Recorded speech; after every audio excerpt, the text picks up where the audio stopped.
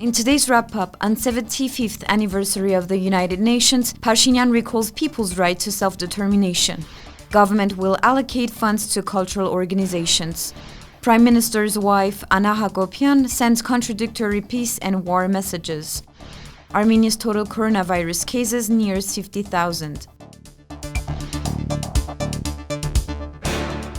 In a speech on the occasion of the United Nations 75th anniversary, Prime Minister Nikol Pashinyan highlighted the main goals of the United Nations: to provide peace and to promote solidarity and cooperation for sustainable development. In these challenging times in many parts of the world, including in our region, reckless revisionists are trying to score from the perceived weakness of the international order, posing a real danger to international peace and security. Social engineering of historic memories and even appropriation of the civilizational heritage of others are becoming commonplace, stated Pashinyan.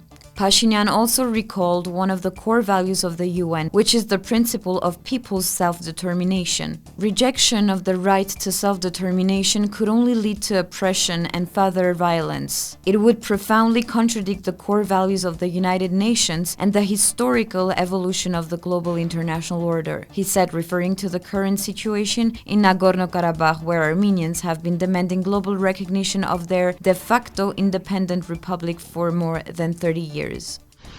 Armenia's Ministry of Education, Science, Culture and Sports has announced that it will allocate funds to cultural organizations to allow for the purchase and repair of necessary equipment in theaters and cinemas. Most of Armenia's theaters and cultural centers were built in Soviet Armenia, and over time they almost never benefited from renovations. $214,000 will be allocated to the National Cinema Center of Armenia for reconstruction. The cinema is located on Teryan Street. Roughly $1 million will be allocated to the Sundukian State Academic Theater for the repair and construction of the whole building.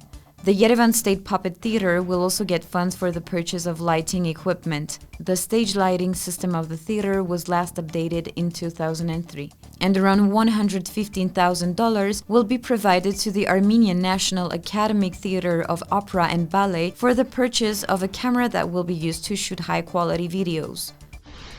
In recent days, Hakobyan, wife of the Prime Minister Nikol Pashinyan, posted photos of her in military uniform holding a Kalashnikov rifle in her hands. The images took Armenian social media by storm. In an article for the regional newspaper Open Caucasus Media, human rights activist Zaruhi Hovanesyan wrote about the contradictory messages that Hakobyan sent as a first lady who was initially campaigning for the establishment of peace.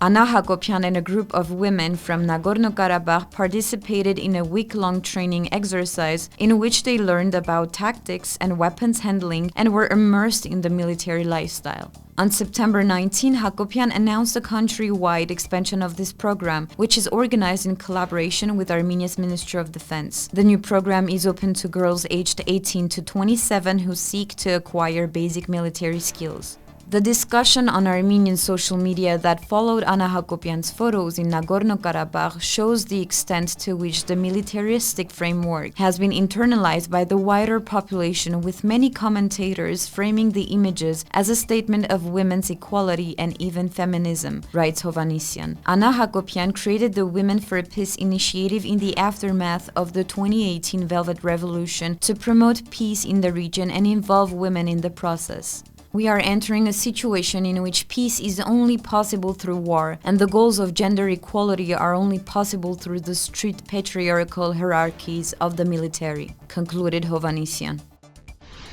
As of September 22, 150 new cases of coronavirus have been confirmed in Armenia. 39 people have recovered and 2 people died. About 14% of the total tests conducted are positive. The total number of confirmed cases in the country is 47,667, of which 42,676 recovered.